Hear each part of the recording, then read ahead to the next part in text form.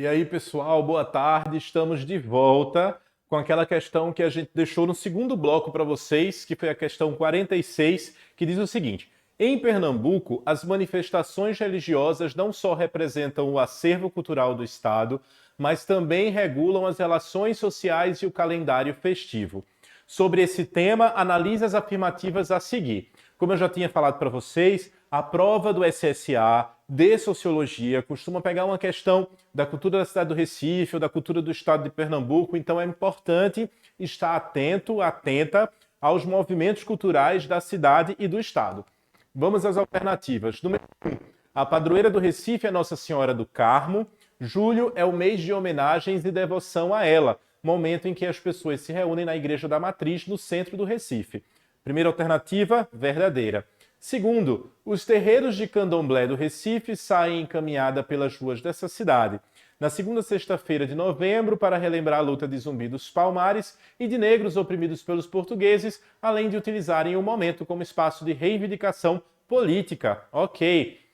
Terceiro, os grupos de maracatus da ação representam um lado festivo da religião de matriz africana em Pernambuco e por isso suas apresentações se restringem ao período carnavalesco. Tá errado. Os grupos de maracatu na ação representam um lado festivo da religião de matriz africana em Pernambuco, mas as apresentações não se restringem ao período carnavalesco, muito pelo contrário. Os maracatus na ação, eles são representações culturais e elas existem e resistem durante todo o ano. 4. O dia de Nossa Senhora da Conceição, que foi ontem, né, foi feriado na cidade do Recife, se tornou importante para os pernambucanos. Nesse dia se percebe um grande número de peregrinações de todas as partes do estado ao Morro da Conceição, zona norte do Recife, para homenagear, agradecer e fazer pedidos ao pé da imagem. Então, se vocês viram os noticiários ontem, era só sobre isso que falava.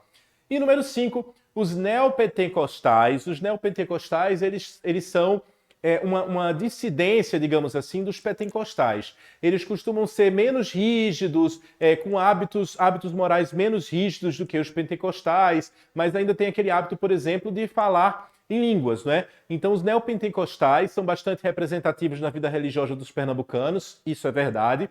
Eles possuem hábitos morais menos rígidos que os pentecostais tradicionais, cujas sedes se localizam em sua maioria nos bairros afastados do centro da capital. É uma característica que é a da interiorização do neopentecostalismo, né? Então, são os neopentecostais indo para as áreas de periferia da cidade do Recife, também a alternativa correta. A gente vai ter como resposta de alternativa incorreta apenas a número 3, que diz que os maracatus da ação, eles só resistem durante o carnaval e eles duram o ano inteiro.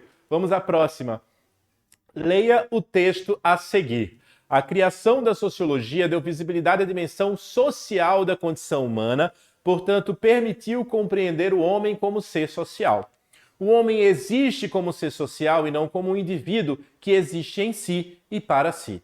As implicações desse fato são óbvias. Os atos de cada indivíduo singular repercutem nos demais indivíduos.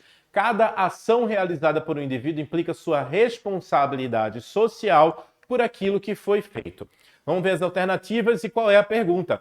Para que a sociedade se desenvolva, os seus membros precisam viver em coesão, obedecendo às normas e regras da organização social, que tem como base A. Aí a gente vai ter letra A, solidariedade mecânica, a B, ação individual, a C, visão assistencialista, a D, consciência coletiva e a E, biografia social. Eu não vou adiantar a resposta para vocês, mas a gente vai ver um pouquinho do que é consciência coletiva. E para isso a gente vai revisar o Durkheim. Olha só, para o fundador da Escola Francesa de Sociologia, o Émile Durkheim, a sociedade sempre prevalece sobre o indivíduo, dispondo de certas regras, normas, costumes e leis que asseguram a sua perpetuação enquanto sociedade.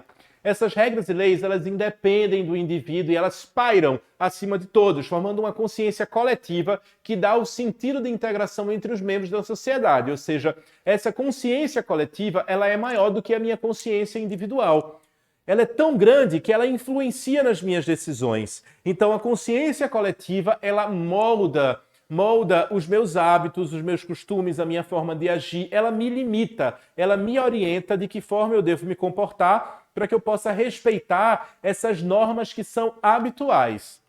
Quando eu falo sobre normas, a gente pode até falar sobre leis também. mas eu falo dessas normas comuns, dessas regras de convivência do dia a dia, do respeitar o próximo, de olhar para o próximo. É ser humano, como humanidade. Então, se eu saio daqui e vou para qualquer outro país do mundo, qualquer outro lugar do mundo, eu vou saber que existem normas que são universais. Como o respeito, por exemplo, é universal. Ou ele é bom para todo mundo ou não é bom para ninguém. Então, essa norma eu acabo levando para as minhas relações sociais, onde quer que eu esteja, no trabalho, em casa, em outra sociedade, em outro grupo social, em outra cultura.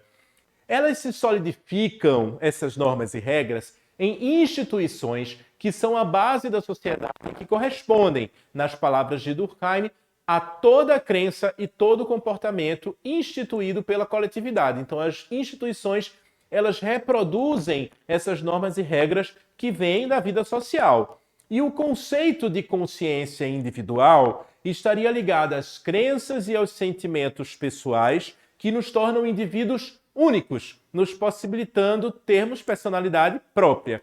Diferente da consciência individual, a consciência coletiva seria o conjunto de crenças e sentimentos comuns aos membros de uma sociedade, e tal consciência adquirimos por meio do processo de socialização. Então, na medida que eu vou me relacionando com outras pessoas, eu vou aprendendo quais são as normas e regras do meu grupo social.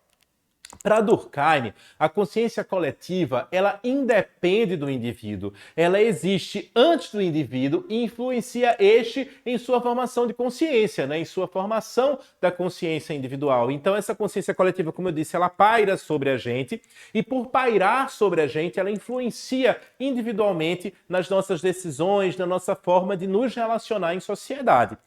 Na perspectiva sociológica de Durkheim, a existência de uma sociedade e a coesão social que assegura sua continuidade só se torna possível quando os indivíduos se adaptam ao processo de socialização, ou seja, quando são capazes de assimilar valores, hábitos, costumes que definem a maneira de ser e de agir característicos do grupo social a qual pertencem. Então, a consciência coletiva ela constitui um conjunto das crenças e dos sentimentos comuns a média dos membros de uma mesma sociedade, formando um sistema determinado com vida própria.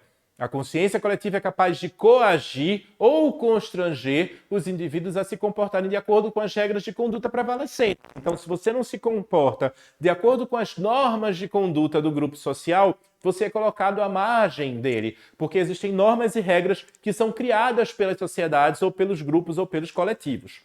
A consciência coletiva ela habita as mentes individuais e ela serve para orientar a conduta de cada um de nós. Mas a consciência coletiva está acima dos indivíduos e ela é externa a eles. Com base nesse pressuposto teórico, Durkheim chama atenção para o fato de que os fenômenos individuais devem ser explicados a partir da coletividade e não ao contrário. Então a gente está falando da sociologia. A gente não trabalha com a psique humana. Isso é objeto de estudo da psicologia, por exemplo. Mas na sociologia, nós analisamos os fenômenos individuais a partir da coletividade e não ao contrário. Então a resposta para essa alternativa, obviamente, vai ser consciência coletiva, a letra D.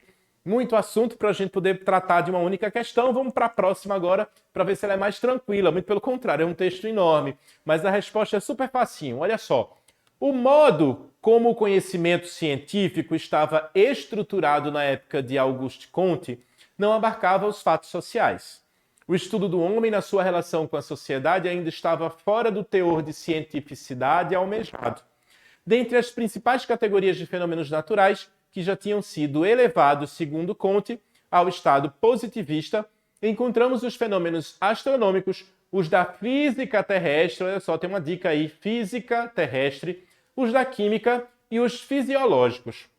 Restava uma lacuna quanto aos fenômenos sociais, de modo que se tornava necessário preencher tal lacuna para que a filosofia positiva pudesse ser edificada em sua total amplitude. Mas por que a física terrestre ela vai ser uma dica para a gente dar resposta dessa questão? Porque nesse contexto a sociologia se estabelece como a ciência da observação e da análise dos fenômenos sociais, que Auguste Comte denominou de... Qual é a resposta? A gente tem lá ciências sociais, física social, ciência política, filosofia social, ciências da natureza. Vocês já imaginam a resposta, mas vamos entender um pouco mais sobre Comte? O Comte ele passou a dedicar-se à formulação de sua doutrina positivista em 1822, quando publicou o Plano de Trabalhos Necessários para a Reorganização da Sociedade. O filósofo começou a redigir o seu curso de filosofia positiva em 1830 e terminou o último dos 6 volumes apenas no ano de 1842. Já nos primeiros escritos, o Comte planejava um esboço da sociologia, a qual ele nomeou de física social em referência à semelhante organização por leis entre as ciências da natureza e a ciência da sociedade. O termo sociologia surgiu somente nos volumes do curso de filosofia positiva, ou seja, a resposta é a letra B, física social. Para quem achava que a resposta não estava lá no enunciado, a resposta está lá. Vamos para a próxima questão? Observe a tirinha a seguir. A gente tem o Kelvin aí, né, que é uma tirinha já conhecida. A gente já observou que nas provas da UPE eles costumam usar muita tirinha também, então eles estão estimulando e promovendo aí a discussão. Então o Kelvin, ele está aí, ó. Kelvin, poderia ir ao quadro o próximo problema? Aí ele responde, sim, dona Ermengarda, né? Ermengarda, é um nome difícil. Eu faço o que a senhora quiser. Então ele faz aquela posiçãozinha de robô, né? Eu fui programado para obedecer, eu não tenho vontade própria. E aí, obviamente, ela fica irritada e ninguém mais aprecia teatro. Né? Ela fica chateada com a brincadeira do Kevin, né? Kelvin. Vamos lá. O Kelvin ironiza o processo educativo mostrando como ele desempenha um importante papel na conformação dos indivíduos à sociedade, na medida em que há na educação letra A, internalização das regras, letra B, exposição da opinião, letra C, crítica à obediência, letra D, ação individual e letra E, dramatização das ordens. A gente tem que prestar atenção no enunciado, na pergunta. Olha só. Kelvin ironiza o processo educativo, então a pergunta se refere ao processo educativo, mostrando como o processo educativo desempenha um importante papel na conformação dos indivíduos da sociedade, na medida em que há na educação, então olha só, na educação, o que? Internalização das regras, porque se refere ao processo educativo, ok? Próxima questão, a gente tá rápido agora, hein? Vamos lá. Socialização. Então a gente está falando sobre processo de socialização aí, não é? Processo de socialização, da gente se relacionar com outras pessoas, o processo da gente, né, de tá se relacionando com outras pessoas. Socialização é um processo por meio do qual os indivíduos são preparados para participar de sistemas sociais. Da perspectiva de indivíduos, socialização é um processo mediante o qual criamos um self social e senso de apego a sistemas sociais, através de nossa participação neles. Da perspectiva dos sistemas sociais, a socialização é necessária para que o sistema continue e funcione eficazmente. Então, a socialização é um processo que é necessário na perspectiva em que é através da socialização onde nós vamos introjetar quais são as normas e quais são as regras dos grupos sociais. O conhecimento e o aprendizado dessas normas e regras, ele se dará na nossa rotina, na nossa vivência. Então, a partir do momento que eu começo a trabalhar, por exemplo, eu começo a lidar com novas normas, que são as normas do mundo do trabalho, aprendo a lidar com elas e aprendo a seguir essas normas e a ser orientado por elas também. Então, o processo de socialização também é um processo de construção e de aprendizado de normas e regras sociais e dos grupos sociais. Vamos agora, qual é a pergunta, qual é o enunciado? A sociedade se utiliza dos processos de socialização ao longo da vida do indivíduo para torná-lo capaz de A. Transmitir a herança biológica, B. Transferir status para as pessoas selecionadas, C. Receber influência do ambiente geográfico, D. Superar as dificuldades psicológicas. Quem vem acompanhando já as aulas desde o SSA 1, vocês vão ver que essa questão psicológica, a gente já tinha falado sobre isso, né? Questão que tem psicologia, psique, mente humana, normalmente não tem nada a ver com a sociologia. A sociologia, ela estuda o homem vivendo em sociedade. Então, ela parte do princípio de que a sociologia estuda o coletivo e não o individual, mas estuda sim o indivíduo vivendo em sociedade e produzindo cultura. Ou seja, nunca é a psique humana, nunca é a mente humana. E a letra E, adquirir as maneiras de agir e pensar do grupo. A resposta é adquirir as maneiras de agir e pensar do grupo, porque nós entendemos que o processo de socialização, ele acontecerá a partir do momento que nós começamos a nos relacionar com outras pessoas e aprender quais são as regras desse grupo social. Então, quando a gente fala sobre socialização primária e socialização secundária, por exemplo, por que é importante falar sobre esse tema? Porque quando nós saímos da socialização primária, ou seja, da vivência exclusiva ali com a família, com os nossos pais, avós, e nós partimos para a socialização secundária, significa que nós estamos indo para um outro espaço onde não será, nós não nos relacionaremos mais somente com os nossos pais. Nós nos relacionaremos com outras pessoas, com amigos, com colegas de escola, na maioria das vezes é a escola. A escola é a primeira instituição que nós conhecemos quando nós saímos de nossa casa, da nossa família.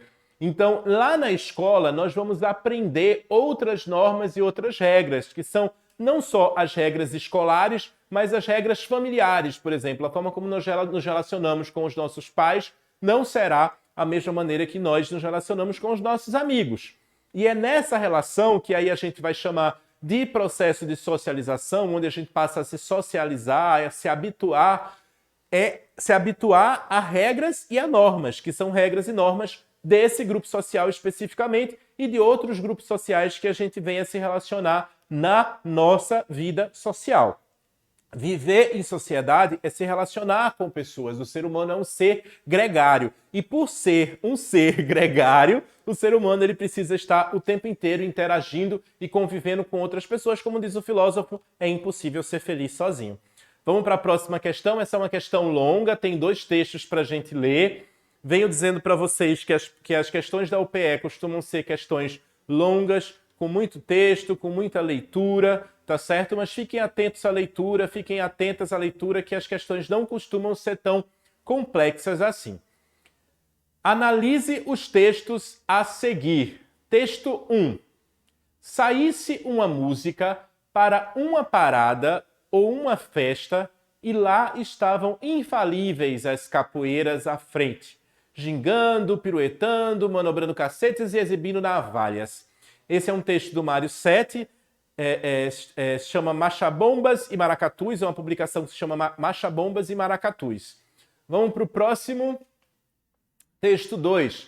Viva o quarto, fora o Espanha, cabeça seca é que apanha. Não venha chapéu de lenha, partiu, caiu, morreu, fedeu. Aí a gente tem o folclore pernambucano, subsídios para a história da poesia popular em Pernambuco, separada da revista do Instituto Histórico e Geográfico Brasileiro. Então a gente vai ter 2 alusões à cultura pernambucana e a gente vai ter 2 alusões aí, por exemplo, à história do frevo, né?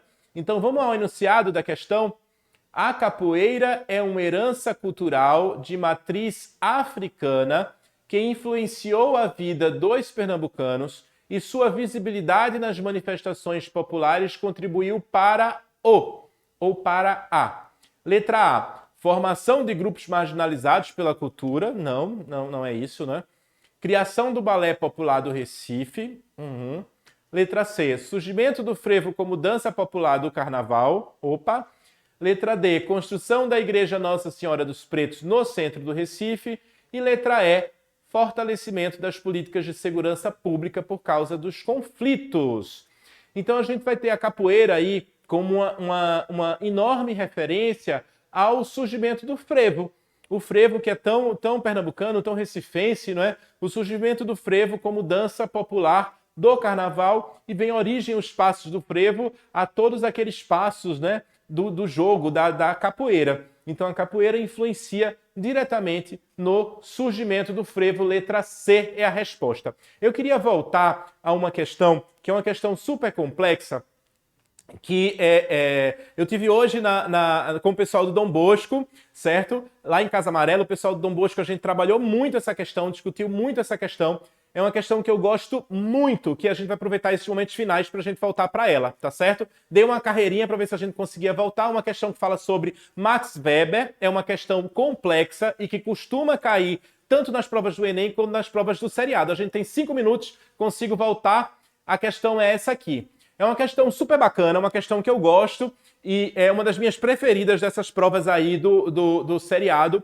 da UPE. Então eu queria que a gente voltasse para essa questão, porque ela trata de dois temas que são muito caros para a sociologia, tanto a ação social, como a gente fala dos tipos ideais, certo? Então a sociologia é, para Weber, a ciência que pretende entender, interpretando-a, a ação social, para dessa maneira explicá-la casualmente em seu desenvolvimento e efeitos. Observando suas regularidades que se expressam na forma de usos, costumes ou situações de interesse. Como exemplo típicos dessas manifestações, temos a moda, o consumo de certos alimentos, a ação no mercado ou ainda a político-partidária. Então, o que acontece? Na ação social, o Weber vai dizer que a ação de um indivíduo ela influencia a ação de outras pessoas, assim como a ação de algumas pessoas influencia na ação de alguns indivíduos. É isso que ele vai falar sobre a ação social. E ele vai dizer que para as ações existem tipos ideais, que são modelos, que não são modelos exclusivos, mas que são modelos que servem de parâmetro de observação para a sociologia.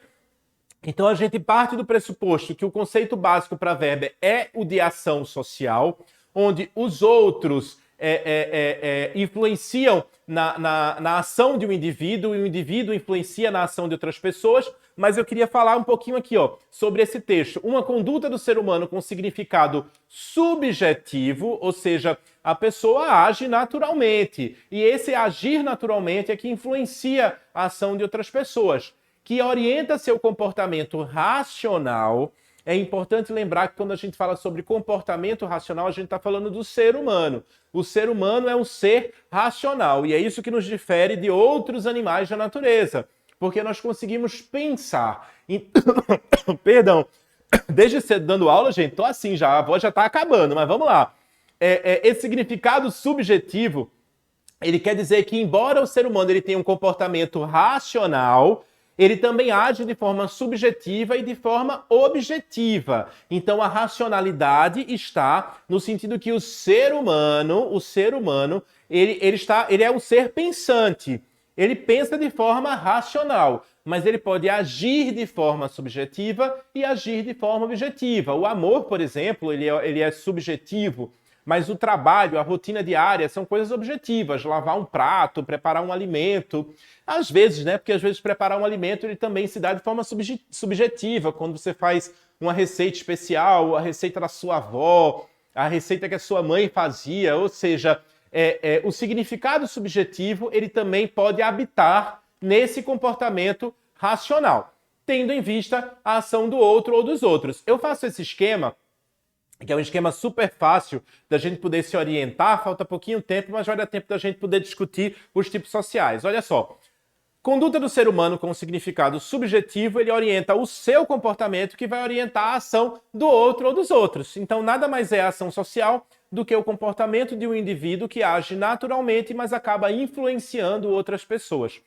Como a gente viu no enunciado da questão, a gente vai ter a moda que influencia no comportamento de outras pessoas. Por exemplo, uma pessoa que usa uma determinada roupa e as pessoas que vêm dizem assim, quero usar essa roupa também, quero usar esse tipo de sapato, quero usar esse colar, esse brinco.